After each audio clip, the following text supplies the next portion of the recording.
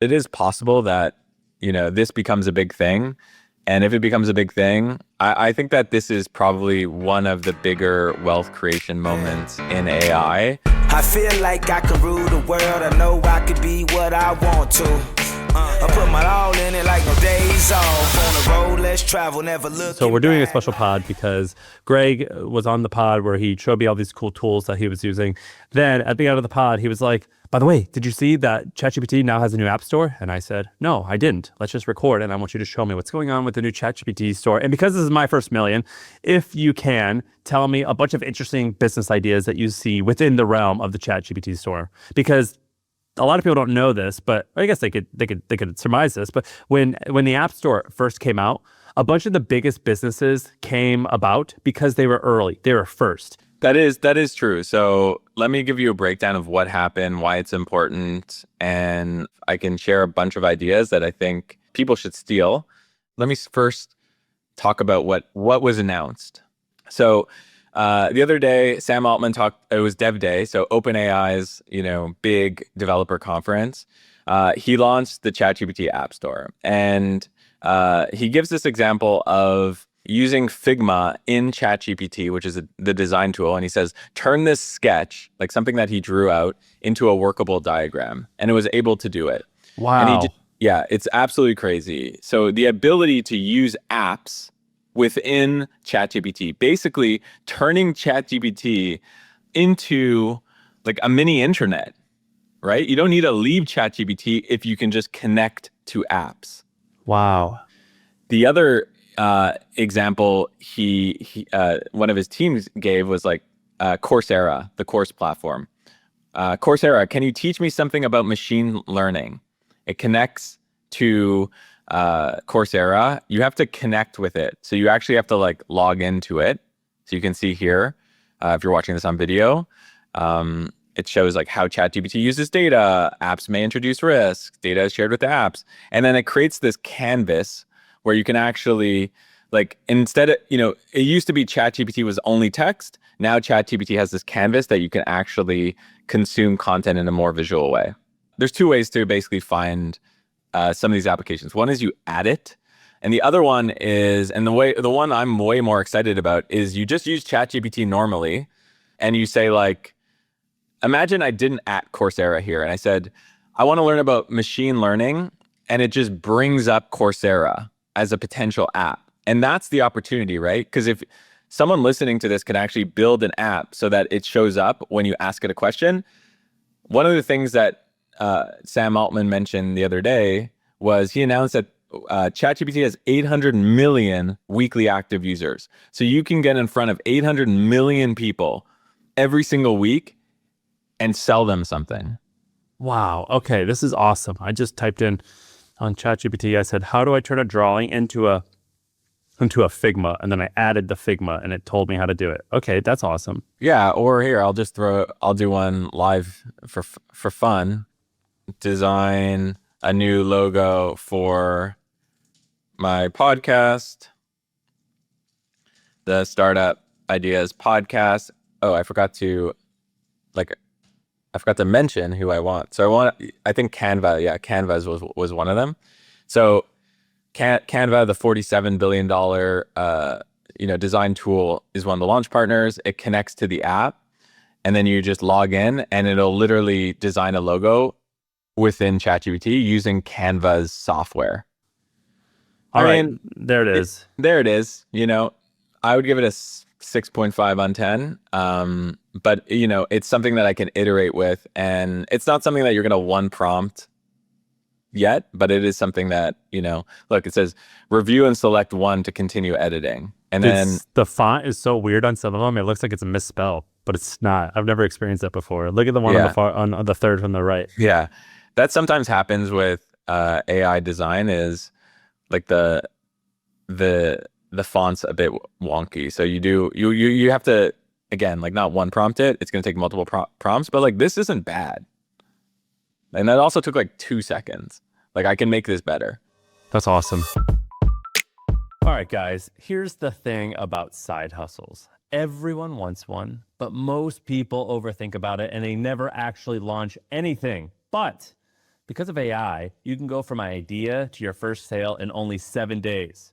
My old company, The Hustle, they just dropped an AI side hustle crash course. So basically what The Hustle did was they looked at things that me and Shaan and HubSpot CMO Kip Bonder, they look at stuff that we said, and they broke it all down into simple bite-sized steps. Which means you're going to get a guide that gives you everything you need to launch a side hustle without any of the guesswork. So you can get it right now. You can scan the QR code or click the link in the description. Now back to the show. So that was the announcement. Zillow was another one, which I thought was cool. Let me just zoom into it. So you can see the full Zillow experience, and then you can use natural language to use the AI. Pretty cool. Dude, I'm just kind of in awe right now a little bit. I think Shaan said something kind of funny, but it wasn't funny. It was very real. He was like, every time I talk about this, I have to realize or ask myself, am I A, all powerful now because I can do all this stuff, or B, completely irrelevant? And whenever I look at this stuff, that's exactly how I feel. But that's wild. Okay. It depends on what he does with his information. You know what I mean? Of course. The people who made the shift from web to mobile crushed it. But there was a period of time when Facebook, I'm sure you remember, had a bad app and they almost didn't make the leap to mobile. Now they're like $1 trillion company. So I think that I'm not saying it's 100% possible, but it is possible that, this becomes a big thing. And if it becomes a big thing, you're going to want to have an app here. Okay. So what apps or ideas do you think are interesting to you right now? I'll tell you, but I do want to give the caveat that ChatGPT a couple of years ago launched something called custom GPTs. Do you remember those? Yeah, it was a flop. I tried making one. It didn't work. Yeah. And you know why I think it's a flop and why this is different? No one wants to download apps. No one wants to go to a GPT store, set stuff up, download apps. What makes this so much better is it's contextual. You just type in something on ChatGPT and yes, you might have to mention it, but if you don't have to mention it and you just said, hey, I wanted a logo design, and then it pulls up Canva or pulls up another app, the discovery opportunity is huge, and it's just easier for the customer because they don't have to set up anything. Yeah. No, I think it's going to be great. I actually invested in 1 or 2 companies where it wasn't going amazing, and they pivoted into a ChatGPT plugin, and they're killing it. And and we've talked about WordPress plugins and a bunch of different plugin businesses, and I'm on board with those. And so I'm eager to see what ideas you have that are related to ChatGPT for both apps and plugins. Cool. So I've got 15 ideas that I scraped from ideabrowser.com, my app. I want you to pick, we can talk about one that, these are the ones that are highlighted are my favorite ones, but I'm happy to pick and go through any of them. Go to, so zoom in a little bit more, but it looks like the AI tax guy. AI tax guy? So imagine if you were able to prompt, file my quarterly taxes. It shows a custom UI that shows deductions, auto-filled forms, one-click filing. It connects to your Stripe, Plaid, and Google Drive. And someone is going to build my tax guy in a prompt on ChatGPT, and it's a huge opportunity. You know what's interesting? There's a guy on Twitter who has a AI app that he made uploading your bank statement. Bankstatementconverter.com. Bankstatementconverter.com. How much revenue does bankstatementconverter.com make? Doesn't it 50 or 80 grand a month? I think it's $40,000 to $50,000 a month. Okay. So it's a very, very niche thing, but it's a thing where if you need it, you really need it. And because for a bunch of different reasons, I have many K1s, which frankly, I barely know what a K1 is, but I know that when my wife is getting ready to do her taxes, she's like, I need the K1 for this, K1 for that. And we have 60 or 80 of them. We have a lot of them. And just finding them in my Gmail takes forever, because what happens when you invest in real estate or different projects, you get K1s, and they come from each vendor, and they come at a variety of times, and they're in all different formats. The K1 form's the same, but it's sent as an attachment in an email. What would be intriguing is you could just do this to find all my K1s in my Gmail fast. That's so good. K1 agent. That's a great idea. Someone should go build it. This dude from bankstatementconverter.com it's literally a dude one person. Look at this website. It looks like the Berkshire Hathaway website, but for That's converting awesome. a PDF. It's awesome. It just, you click a big button, convert to PDF. And I think what you're going to see potentially happen with this news is apps like this are going to live within ChatGPT. So if you ever saw stories about people like bank statement converter and you're like, I wish I started that. That's so simple. If you're listening to this, you're early. Now's the time you should be building that within ChatGPT's SDK. Today's episode is brought to you by HubSpot. Being a know-it-all used to be considered a bad thing, but in business, knowing it all, it's everything. Because right now, businesses are only using about 20% of their data unless you have HubSpot. That's where they take data that's buried in emails and call logs and meeting notes. They become insights that help you grow your business, because when you know more, you grow more. You see, being a know-it-all isn't so bad after all. Visit HubSpot.com to learn more today. All right, what's another one? You tell me. Which ones do you fancy? The AI healthcare concierge. So here's the prompt. Find me the best dermatologist near me that takes Blue Cross. Your app connects to ZocDoc, insurance networks, and then shows an interactive local map and booking options. And then you just make money with affiliate. Like this is just, or it gets acquired by ZocDoc or some of these big companies. But if you can own this high demand query, it's worth a lot of money. How would you make this? Well, I'm lucky, right? Like I have a design firm that builds apps like this. So I would just hire my own firm to build these apps. Like we just announced we're building apps like this. So I would just use my firm. But if I didn't have a firm and I'm just a one-man person, I'm using, Claude Code and I'm building our Cursor and I'm building this out. How long would that take? I would say realistically 2 to 3 weeks to get something that's working really well. And then you need then you'd have to make sure that you get approved by OpenAI, which, might take some more time, but maybe 4 weeks in total, 30 days. That's crazy. The other thing I would do, I'm talking my own book, but I built this for myself, is I would, there's a button on Idea Browser that's build this idea. I don't think I've ever shown this publicly anywhere. But you can actually just go and build for the ad creative, the brand package, the landing page, the content calendar, the email funnel system, the email sequence, the lead magnet with all the optimized prompts. And that's what I would do. Have you ever seen that meme of a big meathead sitting at the computer and he's like, build me a business that makes 100 million in revenue in 3 days. Don't make any mistakes. Start now. Yeah. You still need a human now, I think the mistake a lot of people make is they'll use something like this or just they'll prompt themselves and they'll be like, why aren't customers coming? Well, this is like all your optimized prompts in one place, specific to each LLM or AI tool, but you still need to review it, make sure it works and optimize it from there. So that's what I would do. I would probably do first version on Idea Browser, probably use, Claude V0, get some emails up and try to launch something in 30 days. My last company, The Hustle, the year we sold, I was 31 years old and we were going to do about $18 million in revenue. I frankly didn't have a lot of peers. I didn't know a lot of people who were ambitious like me. And this meant that I was making decisions that could cost me maybe 5, 10, even more millions of dollars worth of money. I was making them all by myself. This all changed, however, when I got a group of peers. And that's, by the way, how this podcast sort of started. Shaan was in my group and we met every month. It sort of became a personal board of directors. And it frankly changed my life. And that's why I started my company, Hampton, joinhampton.com. The entire idea is that we make core groups just like this, just like the one that I had, of other entrepreneurs who have been there, done that. And we give you guys a time and a place to sit down and have these very honest, confidential conversations where you can share business ideas. You could talk about hiring. You could talk about all these decisions that you typically have to make all by yourself. The biggest risk, in my opinion, is not failing. You're going to be fine. Your business is probably going to work.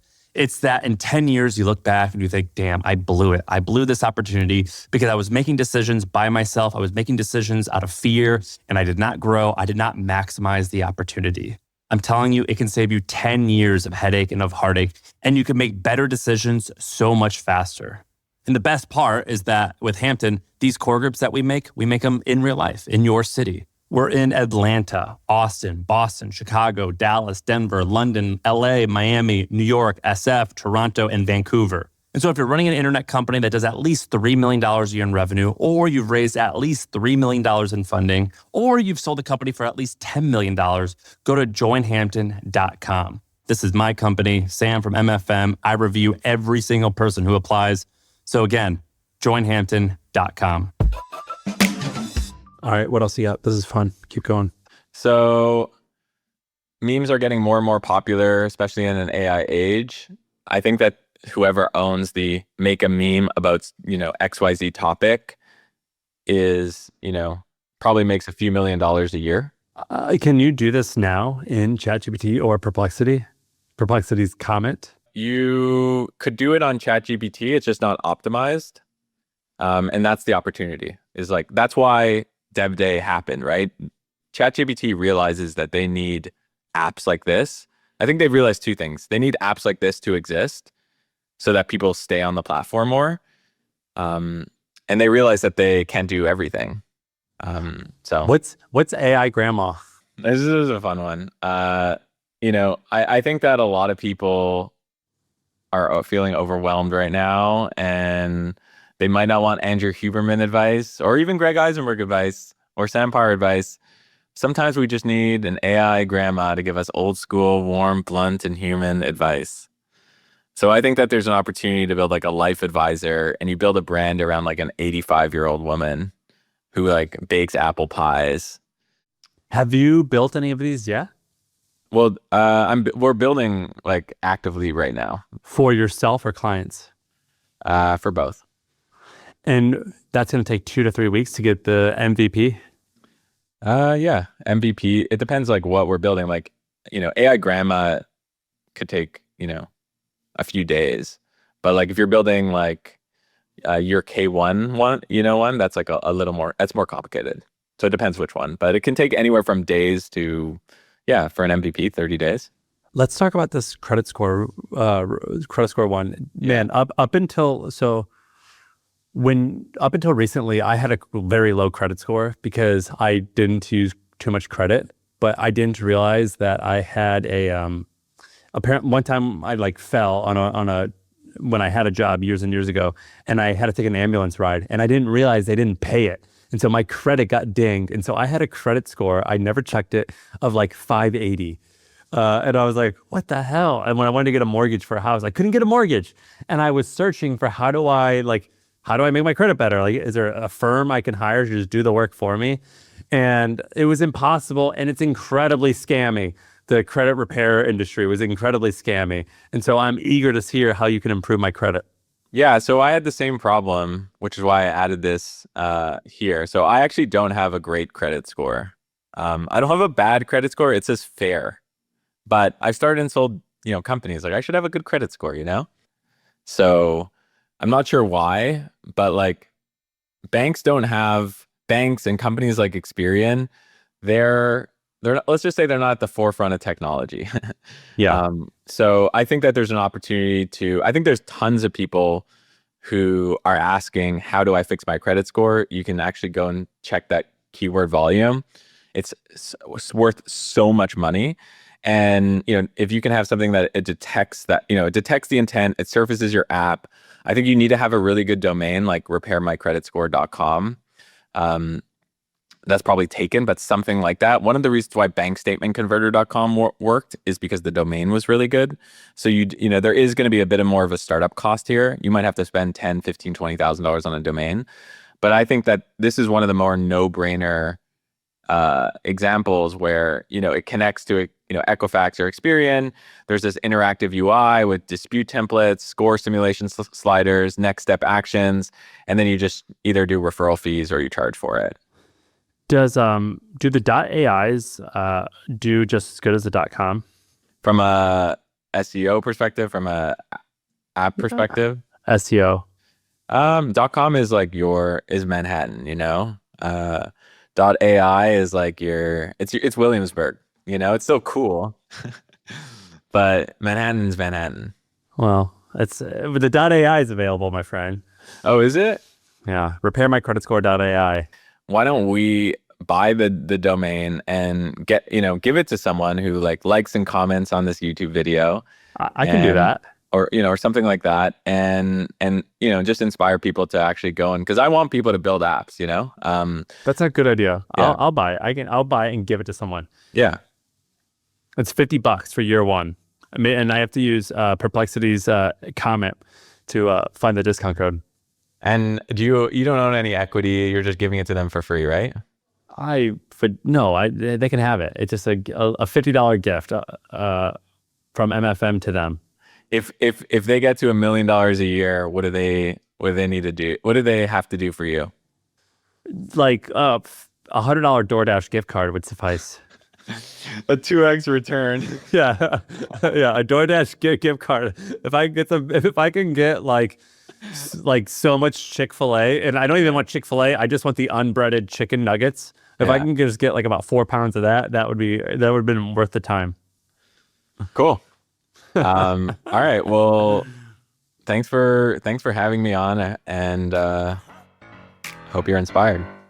Thank you, Greg. That's it. That's the pod. I feel like I can rule the world. I know I can be what I want to. I put my all in it like no days off. On the road, let's travel, never looking back. This episode is brought to you by HubSpot Media. They have a cool new podcast that's for AI called The Next Wave. It's by Matt Wolf and Nathan Lands. And they're basically talking about all the new tools that are coming out, how the landscape is changing, what's going on with AI tech. So if you want to be up to date on AI tech, it's a cool podcast you could check out. Listen to The Next Wave wherever you get your podcasts.